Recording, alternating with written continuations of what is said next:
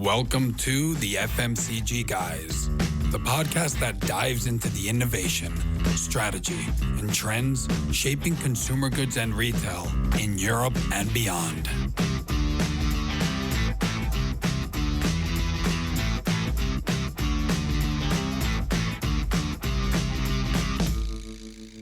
Hello everyone, welcome to another episode of the FMCG Guys podcast. I'm your usual co-host Daniel Torres Dwyer, and actually in a special episode that's being recorded live in the Poblano neighborhood of Barcelona. So if you're listening to this episode, you can also watch it on our YouTube channel. And if you're watching it, welcome and nice to see you. So before we start the show, wanted to thank our 11,000 plus followers on LinkedIn. It's great to be building such a great community in the FMCG retail space, especially in Europe. So if you have friends, workmates that don't know about us, feel free to share the voice about us and to jump on the bandwagon because we're just getting started. We're also now on Instagram, so feel free to share us there. Share us, of course, but also follow us there. So today we're going to talk about one of my personal favorite topics, which is talent and HR. One topic that I feel like we haven't talked about enough on this podcast, and that I'm constantly thinking to myself, I should talk more about this. So happy to be accompanied today by Mauricio Pordomingo. Thanks for joining. How are you? Good, thank you. Thank you for having me. It's a pleasure. And before you have to introduce yourself, I'll do my part and introduce you. So That's great. Mauricio is an HR leader with 20 plus years experience in HR, mainly in Pepsico. And you've worked in Latin America, North America, and Europe, which is quite a big portion of the world. And not only in HR, but also in talent and learning. That's correct, no more or less? That's correct. And this is great to be here sharing the observation on HR and sharing with you all the learnings from different continents, different countries, and the importance of HR in the fast-moving consumer goods space. Yeah. And actually, what made you go into HR in the very beginning of your career? Being brutally honest with you, it was an accident. I was not expecting to join HR at all. I was studying at university, and then I had the opportunity to do my practices and training in an organization. So I joined HR by accident. I discovered the beauty of HR and how HR can work across the organization. I fall in love with HR, and after plus 20 years, I'm still in HR. So and you're still in love with it? A strong love, a strong connection. Yeah, and basically, maybe you can tell us just briefly a bit about your career journey, because you're from Argentina originally. Yeah. How did it take you not only to the States and then here in Barcelona, but you also worked across Latin America. So how did that journey work out? Yeah, I am originally from Argentina, just that. And I think that curiosity and trying to learn and expand the frontiers has been the main element. I mean, curiosity and understand how things operate. So I started in Argentina. Then after a few years there, I had the opportunity to work in Mexico in a very regional role, working in the talent space. And then I start my career, my journey, and my move across Latin America, US, and Europe. But being honest with you, I think that looking for the challenges, trying to do something different, and being curious how things operate in different spaces, in different cultures, in different dynamics, those were the elements that were helping me to navigate different places. And also something as talked about, but true, such as getting out of your comfort zone, no? Because for you, it would have been easy to stay in your career in a kind of linear way in Argentina, but I think that at a pretty young age, you moved abroad already. That's the point. It's a curiosity and trying to experience things out of the comfort zone. At the end of the day, I mean, being out of the comfort zone at the beginning is non-comfortable because you're out of the comfort zone, obviously, but when more you expand your zone, more comfortable you are navigating things that you have no idea how to navigate. I think that having that agility on understanding the context, being humble to understand that you have no idea how to solve things, but you are open and you have the attitude to learn from different people and to learn in different contexts, combining the different things help everybody to navigate through it. It's not only me. I mean, you have many people with that experiences. Yeah, no, but I think that your case is pretty interesting because, as I said, in a very young age, in your 20s, I think even in the first half of your 20s, you're already going abroad. And that eventually took you to a VP level in a company like PepsiCo. Let's talk about HR. So what is HR supposed to do officially? What is the role of HR? It's $1 million question. Should it be the $1 million question? I think it's HR has been an evolution. Yeah. HR today is different than HR 20 years ago. And also we need to put in context that HR means different things for different organizations and for different dimensions. In my observation, HR is that midfield. If you like soccer, is like the number 5 in a team that need to understand how to help the organization to distribute the game, to accelerate, to coordinate different things. HR has the opportunity to work across the organization. I mean, you work with sales, you work with marketing, you work with operation, you work with finance, you work with different stakeholders and different groups across the organization. And you can work with the president and you can work with everybody across the chain. So the role of HR is to be that glue from the talent perspective, from the cultural perspective, from the organizational perspective, to help the organization to achieve their objectives, to get that result that they are looking for. Then HR in my observation, is a critical player that helps the organization to really get those numbers, those goals that they are trying to get. Mm-hmm. So something that I've observed in time is that you do have organizations where HR plays a key role and has a seat on the table and feels strategic, and the HR person actually knows what's happening in the business. But then you have cases, maybe too many cases actually, where HR feels like it's an admin department and it's very tactical. Why does that happen, that HR becomes relegated to a non-strategic, more tactical function? This is a spot-on observation. I think that, again, depending on the organization, as you said, depending on the site and the maturity level of the organization, you can see HR playing different places. Yeah. Tactical plays, strategic, all the way.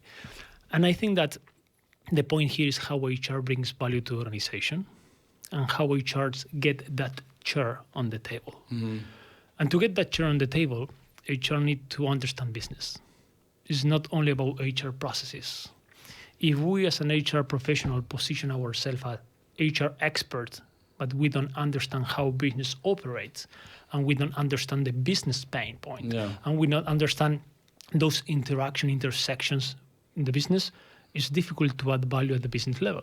So the first thing that, in my observation, an HR professional need to do is to understand how business operate and understand that HR need to support businesses. By doing that and being vocal about that and having an opinion and being humble to learn how you work across the organization, what the organization works, I think with that element you can start adding value because you have a voice, you have a point of view. Yeah. And then you are bringing the HR expertise to the table.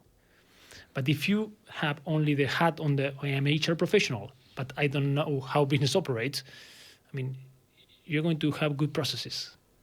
But the question is, are you adding value to the business? Yeah. So the key element here is how we add value. And how we define value to the business. And in your experience, what was like your way of getting involved in the business? Like when you started a new role, how did you, because you probably inherited HR organizations or HR roles which were seen as tactical.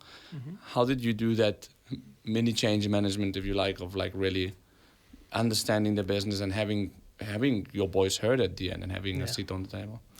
At the end of the day, everybody has a different approach. My approach is, first is observation. I mean, you need to observe and to learn. I mean, when I moved from Argentina to Mexico, when I moved from Mexico to Peru, or from Peru to Colombia, the first thing is understanding the context, understanding the cultural things, and understanding business. And the only way in which I know how to understand business is by going to the business, by being the business. If you're in a manufacturing organization, being there, understanding what happened, observing, having focus groups, having conversation with people, but understand that if you're in the sales space, okay, going to the field and speaking with the salesman, speaking with the sales organization and understanding, okay, what's going on and how the organization moves things from A to B, from B to C, and thinking with a business mindset. So it's observing, understanding, asking questions, learning, being humble to know that you don't know everything or you know a little only, and then bringing the HR expertise, bringing the HR observation, bringing the HR tools, the HR practices, talent acquisition, total rewards, you name it. But the first thing is to understand how business operate. Yeah. Understand the business pain point. Yeah. And then what happens then is that you can really like come up with your own initiatives versus just doing what you've been told to do kind of thing, no? Yeah, at the end of the day, it's not only about you, it's how you support the business. Yeah. So understanding the pain point help you to do that. Yeah. And one thing that is interesting about HR, and you said it's the glue, right, in the organization. So managing stakeholders, right?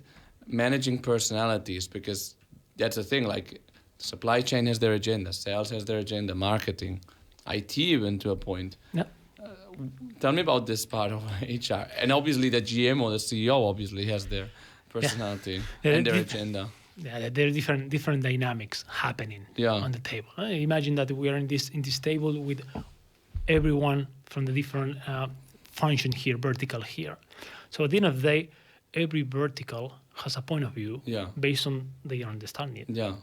But being an HR, how to help the president, the CEO, to bring everybody to observe the business from different perspectives, not only from your own perspective as an operation or sales or marketing, but bringing your perspective, but being able to observe the business from different perspectives. So the role of HR is creating the space, helping the CEO to create the space so everybody can bring their opinion, everybody can learn from different opinions, and having an observation and discussion on the topic to solve or the problem to solve. And HR has a dual role here, is bringing people to put their opinion, but also having an opinion. So understanding how egos plays on that table, but also being conscious and being aware that you need to put your opinion. You are not just observing or helping. That's a coach. But if an HR need to observe, help, coach role, but also bring the HR opinion. Which is professional. Challenging balance, no? It's complicated. And that's the beauty, in my opinion. One of the beauty of the HR organization and HR leader is you need to understand how to balance the two things. Yeah. Because if you are strong and you are super vocal and you are not giving a space to the rest to speak, okay, you are not creating the conditions. But if you create the condition and you don't bring your point, you're not having an opinion. Yeah. So you need to keep that balance. And how does it look, like the aspect of really like understanding what the supply chain director wants, what the sales director wants? Is it like going to lunch with them and just listening to them and observing like you were saying before, or does it work in a different way, like doing workshops? The different tactics, but at the end of the day is how do you create the connections? And you create the connections not only during the meeting, discussing the topic, but you create the connection before the meeting and after the meeting, and really being focused on how to understand the other point of view. And you need to dedicate time to that. Yeah. So HR need to dedicate time to that, or HR leader need to dedicate time to that, but also need to dedicate time to deliver the HR practices, the HR strategies. So you need to be clear how to balance those two different elements. Yeah, and from what you're saying, I mean, it's just like you have to be so aware of every action you're taking that I'm starting to understand more why sometimes it can be carried away and become more into an admin department, no? Because you're receiving requests from here, from there, from everywhere, and you just focus on more the immediacy than on like focusing on the long-term strategic type of agenda. You need to be proactive and to police yourself to really create that space. Yeah. Because, I mean, fast-moving consumer good is super, super, super fast. Yeah. And you need to do a lot of things, and you need to execute. It's pure adrenaline. And at the end of the day, if you focus only there, you're going to keep executing. Yeah. But you need to create the space to really observe, to have time to think, to have time to discuss.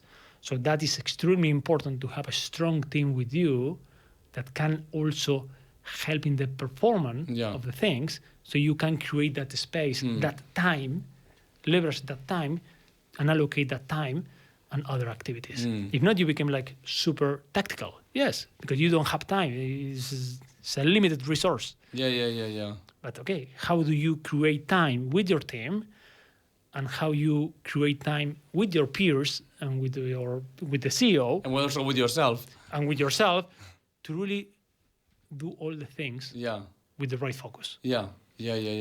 I love that exercise. I love that dynamic. But again, you need to be super aware. You need to be super, super clear where are you playing, when you are playing in the tactical approach, when you are playing the strategic approach, and you need to have the ability or the capability to really go up and down many times during the day. And sometimes we call it like this. You said HR is like the glue of the organization. Sometimes that's what we call company culture, right? Yeah, that's true. Which is a whole new box. I mean, what do you consider? Do you agree that company culture is basically that glue that keeps the company together and everyone the same page? Or tell me more. It's a great topic. I think that culture is the thing that make that company unique. And making that company unique can be a glue, can be a distinctive thing, or can be, I mean, we can use different analogies here. But at the end of the day, the culture is what are the behaviors, what are the things that organization thinks are appropriate, and how that organization interact. And at the end of the day, there is a responsibility in HR to help with that, but culture is not a property. That is, HR is not the only owner of the culture. Yeah. Help in the construction of the culture, create and help to create the guidelines, but it's not the owner. At the end of the day, culture happens in every interactions.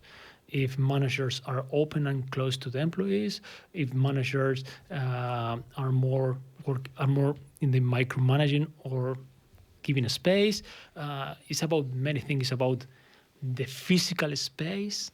It's about you do performance management. It's about how you do developing. Feedback. It's about everything. Yeah. It's about everything. So culture is a strong responsibility for HR, but HR is not the owner of the culture. Which culture is an interesting one, right? Because I think that it's a bit of a mystery, but it can be demystified up to a point, no? But sometimes I think that's companies that are not that advanced in the culture journey in terms of like being sophisticated about it and really putting it in the strategic center of things where it should be, have like, I don't know, one time I had someone that said, I asked them like, what's your company culture? And they said, oh yeah, we just set these company culture values that we have on the wall. And it's like, we talk to each other, we're entrepreneurs, blah, blah, blah. And I think that's just like, that's just lip service basically. Like company culture, okay, it's fine to have, but you have to really be able to identify what, in not many words, what type of people do well in a company and what type of people don't, because I think it's fine. And that's something that people don't like to say, I think, but that a culture can't be for everybody, right? And this is an analogy. This is an analogy between house and home and family. At the end of the day, a house has different rooms. How you use those rooms and how you behave in those rooms, that create the home, not the house. So and that is part of the family responsibility, how family behave.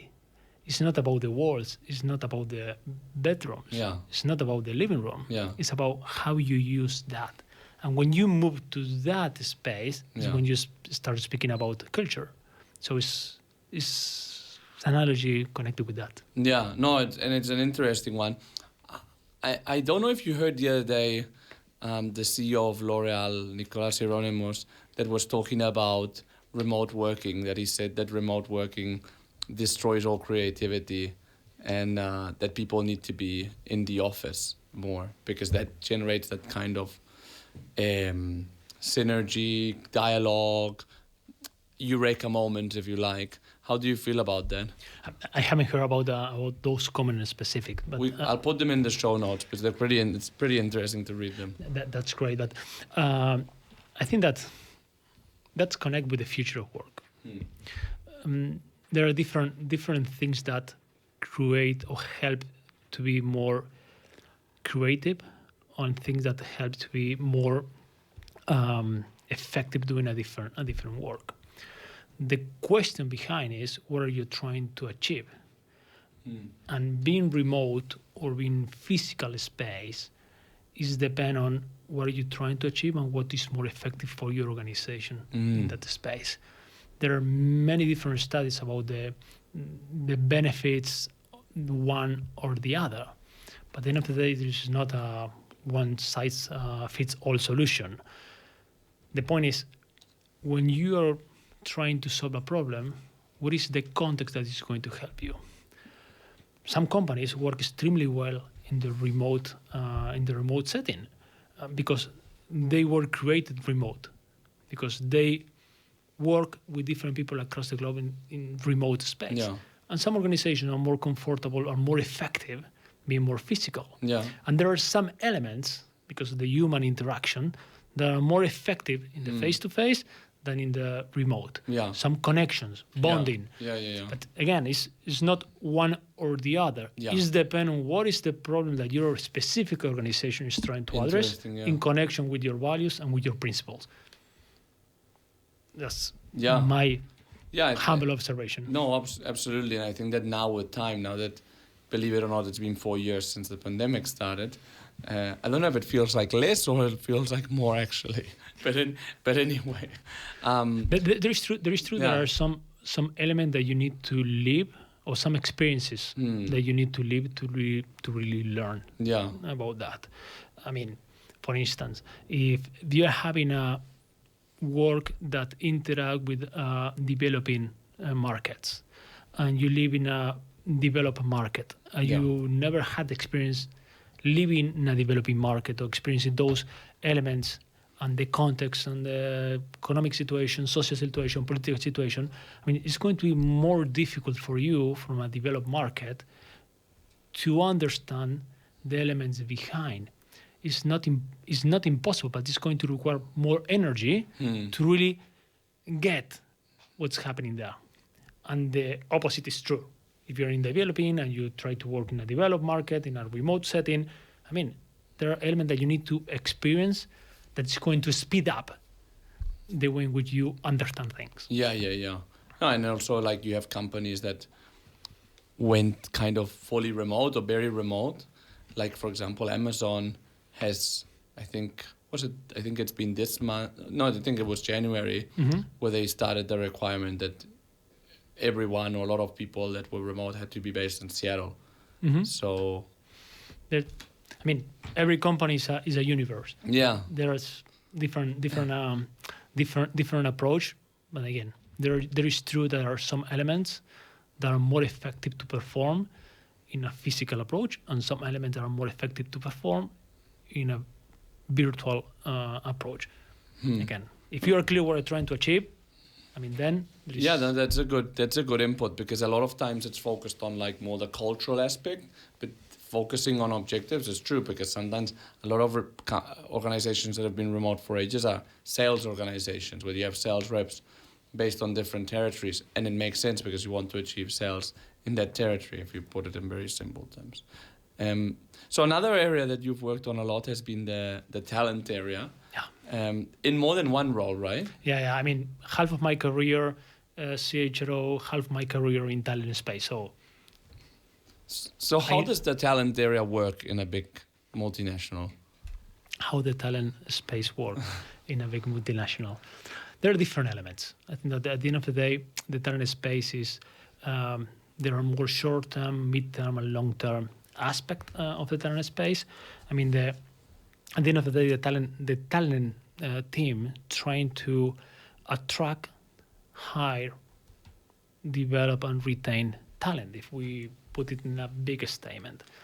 The point is, some elements are connecting how do you attract, why people want to work with you. This is the employee branding. What is your employee value proposition? Why somebody at university, mid-career, senior level wants to join your organization? So there is a work there. Then there is a work on how you hire.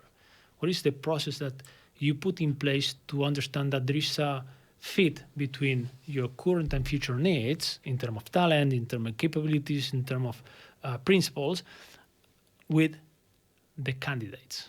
And then how you help the talent, the employee, to go through the life cycle to realize the full potential, whatever the size of the potential is, by how you help to realize. So depending which part of the continuum you discuss, there is more short-term, more long-term, more mid-term elements. But at the end of the day, if you put simple, is the talent team help with the HR strategy and help to bring the right talent into the right place at the right time to perform the right work. Fair enough. I think this is a very comprehensive and synthesized explanation. How do you manage positions? So obviously me as a headhunter, I see one part. I mean, with more strategic clients, we do talent pipelines, thinking more mid-term or even long-term sometimes, but it's typically, when I work on a role, it's a role that needs to be filled in the short term.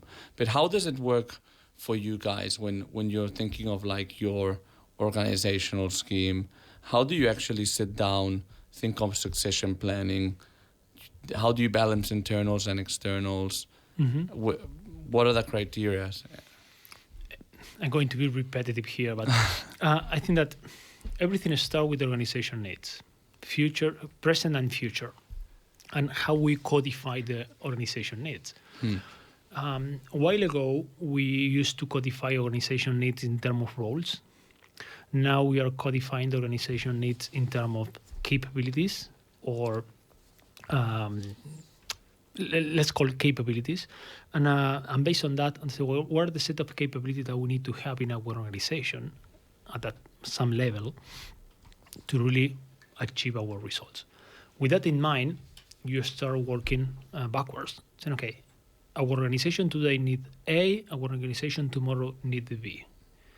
And you start understanding if you have A for today and if you're going to have B for tomorrow. Okay. So start doing assessing your talent against that and assessing the elasticity of your talent to get from A to B.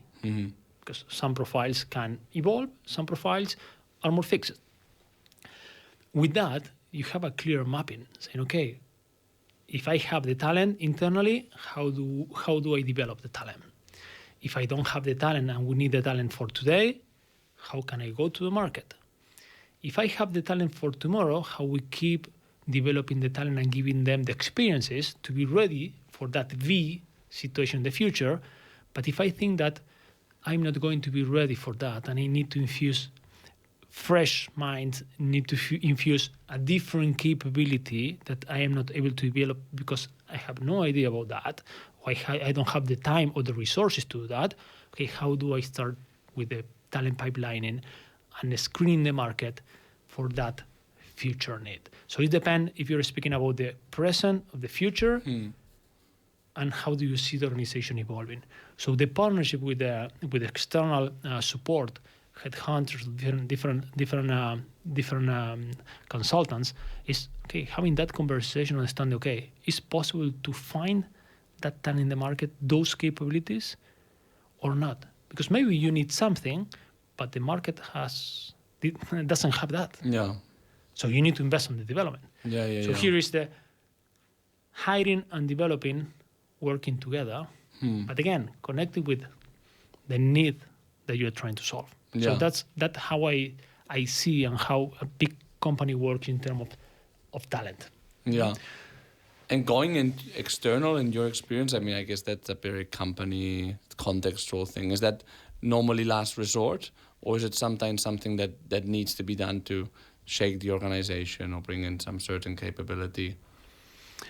It depends on the context, but it can happen in different ways. Yeah. So bringing somebody externally, bringing somebody temporary externally, or developing internally, or there are some more disruptive things that I like to discuss many times. Okay, how do you can exchange talent with a different organization? I mean, you don't need to compete in every space. In some spaces, you can cooperate with other organizations that can help you to develop the capability for the future.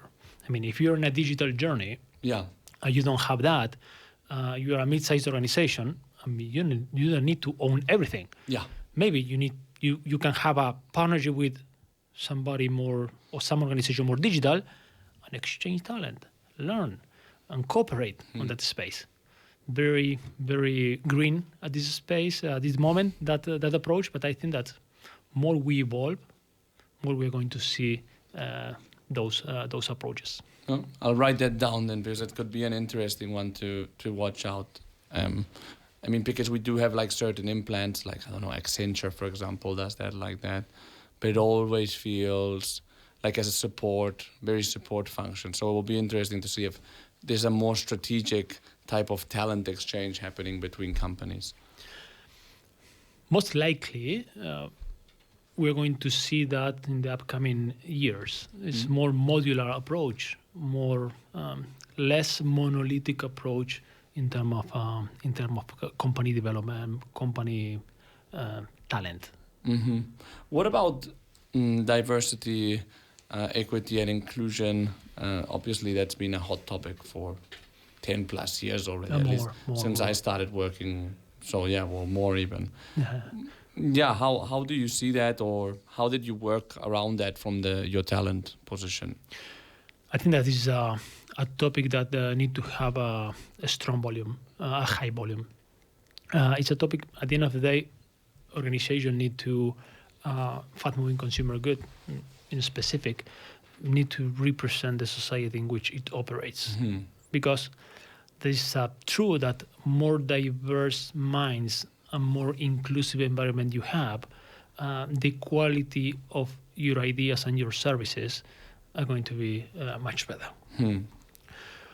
The game here is how to be a diverse organization and how to have an inclusive culture. And this is a word that everybody has a role.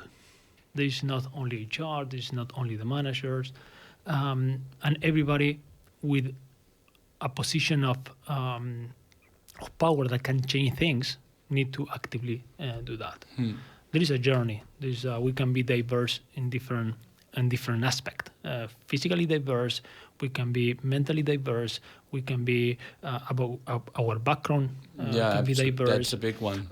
Age, in different sexual orientation. I think different elements, and we need to have an open mind to create spaces and to provoke the organizations to be more diverse and to provoke everybody to be more inclusive.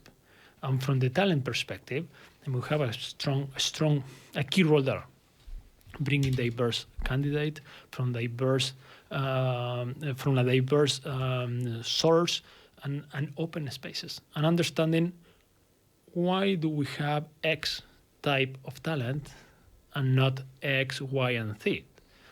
And I think that we need to provoke the organization and to provide solutions. It's not only shaking by the art of shaking. It's shaking and providing solutions or providing alternatives there. And then how do you marry diversity and inclusivity with having like a solid culture? It's an element of the culture. Yeah.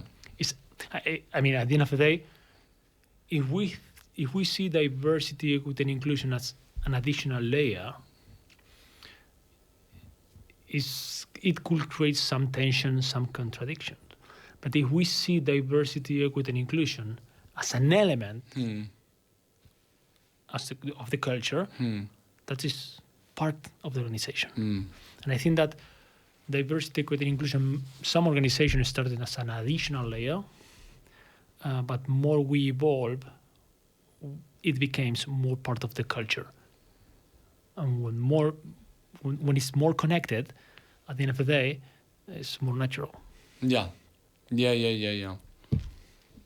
No, yeah, for sure, because the fact that you come from a different background, you have a certain different age, different religion, sexual orientation, doesn't mean that you have a different values, no?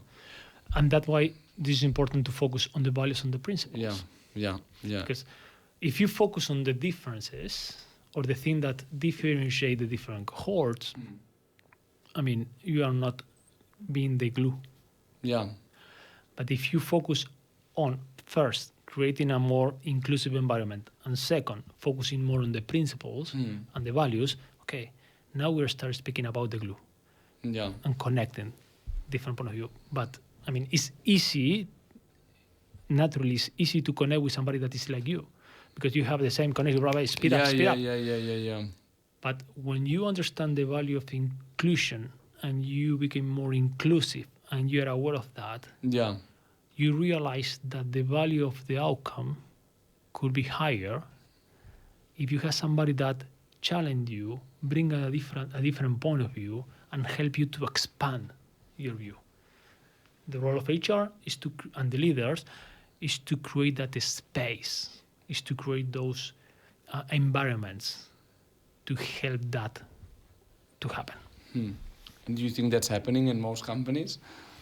I can speak about my experience, and I think that the thing that I experience is showing me that is progressing. Okay. It's evolving. I think that there is a journey, but I think that it's evolving. If I compare the situation today with 10 years ago, I think that we're evolving. Then there is a discussion if there is the right speed or not. And I think that the direction is the appropriate. What about the employer brand? So I think that before, probably big companies relied on their commercial brand, especially in consumer goods, to sell for itself. But I think that we've seen more and more an effort of building an employer brand, which means basically a marketing proposition of what it means to work in a company, basically. How important is that, and how did you see that? That is critical. At the end of the day, it's critical. Starting from the last question and backwards, it is critical because you need to have a proposal for the candidate. I mean, now everybody can access a variety of opportunities. Why I should fall in love with you as a company? Why we should be connected? I know what I can give you as a professional, but let me understand the space in which I am going to play and what I can learn from here and what I can do here, and connecting with that purpose, with that element that is not only doing the work, it's doing the work for what? Yeah. So having an active management of the employee branding or employee value proposition, I mean, it's critical. It's critical. And do you think that it's about having like a good set of values officially and so on, having like a nice social media presence and so on, or is there much more to that? No, it's much more than that. Because at the end of the day, nowadays we live in a full transparency environment. It's not only what you say that you are good at. It's, okay, you need to have the attributes. Internally, those attributes need to be clear for the current employees. And externally, it need to be clear and need to be connected. If I am saying that I'm great and I value different opinions, as a statement in my employer branding, but my internal culture is no, nobody can speak up. Okay, there's no connection. So in that case, it's a strong liability. Yeah. Okay, you need to understand your culture, your values, your principles, and build the employee branding from there. And you need to be that employer brand. I think that sometimes it's perceived, maybe I'm biased, but sometimes it's perceived as a talent acquisition effort. But it has to be it has to be whole, no? It has to be acquisition and retention as well, no? At the end of the day, I like to compare it with the marketing space. I mean, if you are selling a product, the product need to have those attributes that you are saying that the product has. That's it. Yeah. As a consumer, if you are going to buy something, at the end, that product need to deliver on that promise. If not, you're not going to buy it again. Yeah. The employee branding is the top of the iceberg in terms of, okay, I am saying that good at this or that, but then you need to deliver. Yeah. And the only way that you need to deliver is that you need to be good at that. Yeah. And sometimes, like, for example, in an interview process or like when I'm recruiting for a role, it has to be that, right? It has to be like that. I mean, I'm headhunting very smart people, so at the end they see a lot of things. And the briefing that the client gives me, that I give the candidates, ultimately needs to be consistent with what they're gonna not only hear from the client, but also gonna perceive from the client. And that element, perceiving from the client, is critical, because you're bringing people to the organization. You're saying, okay, this organization is great, an A. But then the candidate is going to experience that through the interviews. Exactly. And if you are saying no, because this is a very flexible environment, people accept different value diversity and different backgrounds, and then the candidate go to the interview and those elements are not there. Yeah, it's all white guys, for example. or more than that, it's more about having no space to challenge. Yeah. Or having no space to say something different. I think that in that situation, it's okay, what you are saying and you are telling is not matching what you are showing. So it's not only about the physical or the physical thing, but it's about the behaviors, that element that is behind. That's why I'm saying that this element is part of the culture again. Yeah. HR need to work on that, but at the end of the day, culture is everywhere. And in recruitment processes, I'm very much in favor of also not only telling them the good things, but telling them the bad things as well. Because I think it actually humanizes companies more and makes them more real. Because we're all imperfect, aren't we? But that's the point, is humanizing Yeah. and making it more real. Yeah. It's not about faking. No. It's not about faking it. It's humanizing and making it more real. Yeah, exactly. More real you are, more real connection you're going to have. Yeah, exactly. Yeah, totally. It's authenticity, of how important authenticity is. And they say it's important for Gen Z, but I think it's important for everyone. For everyone. To have authenticity. What about tech, actually? Like AI, for example, will it have an impact on HR? Or? No, it has an impact. It has an impact everywhere. This is for HR is a great opportunity. It's a great opportunity to do a leapfrog in terms of how HR use information and how HR free up time from the tactical things or tactical processes and allocate that time to a more value-add activities. So in a very pragmatic approach, in a very basic and early stages, AI and automation can help HR to free up time from transactional and repetitive tasks. Then the question is, how do you use that time, or where do you allocate that time? And when you have AI and you have sophisticated insight and you have predictive analytics and you have a lot of information that you can process in a faster way or in a more accurate way, I think that you can bring more insight, more point of view, more data point to have a stronger and deeper connections and conversation. At the end of the day, is how we connect the power of artificial intelligence and the sub-elements like machine learnings and those things, and connect that with the human intelligence. And we humanize artificial intelligence, or we accelerate and sophisticate the human connection. And by doing that, there's a lot of power. But if HR only focus on the automation and don't use that free time or new time or the time that automation can create to add value, okay, we are missing a big opportunity. That's what we're saying about like being very tactical. No, again, it's becoming very how you elevate the conversation.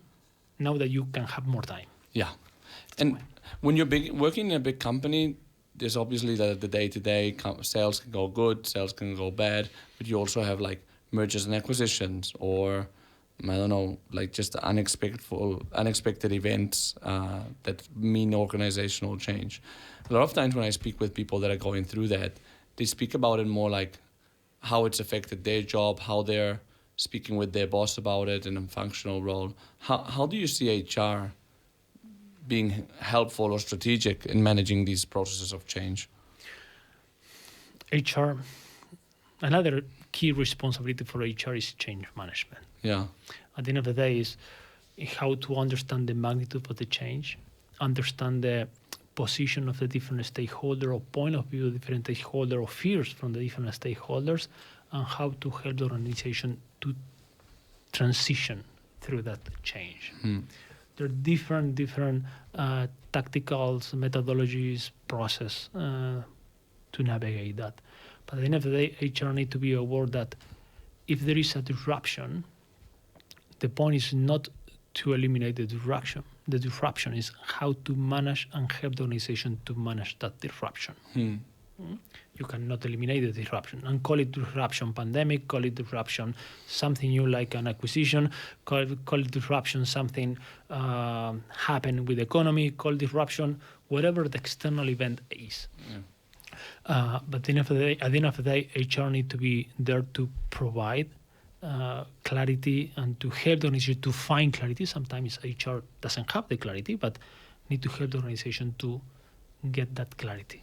Helping and coaching the president, helping and coaching the C-suite, helping the different middle managers to understand the tensions. But at the end of the day, change management is a critical element here. And how do you see HR evolving in the coming years? And what will the future chief HR officer look like?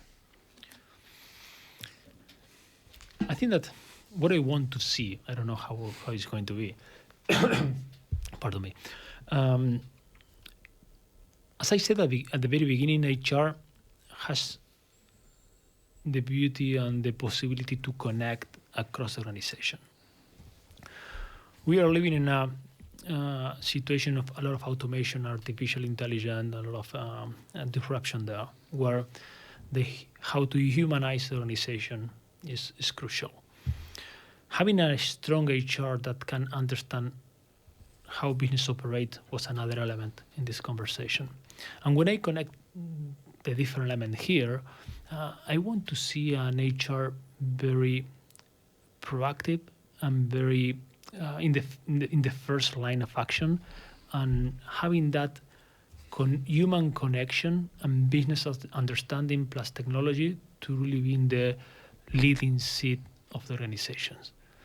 So HR has the opportunity to really automate the transactional things, free up time, be strategic, and heavily influence the organization and lead the organization to be more human, to be more authentic, to be more connected with the reality. So HR has those assets that are going to be super critical, in my observation, in the future. The challenge is how to move from the tactical things and from deliver good tactical things to really add value at a different space. So I want to see HR there playing super, super critical. It has been an evolution of HR, but I think that the acceleration of the evolution could be even faster. Do you think that would mean that we'll see more CEOs coming from HR? I think that there are some examples of that. Former CHRO of Unilever, Chanel, right? Chanel. There are some examples there, but at the end of the day, when you see those examples, the connection between the examples are that the business savviness, organizational savviness, continuous learning, unlearning, flexibility, agility, and those things that are more leadership trait, the leadership elements, than business, hard business things. So why not to drink with that? Yeah, absolutely. And when you think back to the beginning of your career, if with everything that you've learned on the way, what would be that one piece of advice that you would give yourself as you were graduating? Yeah, I think that I will encourage my younger me, to go to the business line and to have more roles in the business line, and coming back to the HR. I have been extremely close to the business line. I love business. I'm business administrator, MBA, everything connected. But having hands-on, full experience, leading that space from the first line, I will do that. Well, that's great advice. Well, thank you. I'm going to draw some conclusions from our conversation. Hope I don't miss out anything. So one thing that I really liked is the fact that of starting a new role in HR and really observing the business to understand it. Then the culture, which you said is what makes a company unique, which I think is a great way of putting it. Remote working really depends on what you're trying to achieve, right? And then talent area, think about it really short, mid, long term.